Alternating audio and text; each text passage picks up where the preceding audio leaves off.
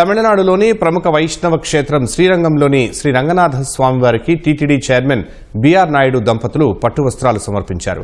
కైసిక ఏకాదశిని పురస్కరించుకుని 2006వ సంవత్సరం నుంచి శ్రీరంగం ఆలయానికి టీటీడీ తరపున పట్టు వస్త్రాలు సమర్పిస్తున్నారు.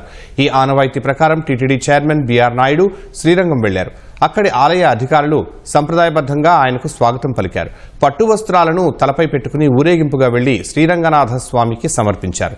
దర్శనానంతరం ఆలయ అధికారులు టీటీడీ చైర్మన్ కు తీర్థప్రసాదాలు అందజేశారు.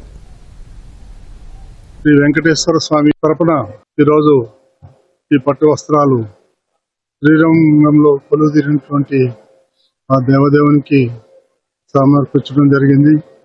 ప్రతి ఏడాది ఇదే రోజున వస్త్రాలు సమర్పించడం ఆనవాయితీగా వస్తుంది.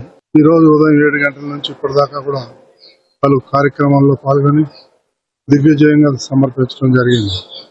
భక్తులందరూ ఎంతో ఆహ్లాదంగా వెలిగించారు.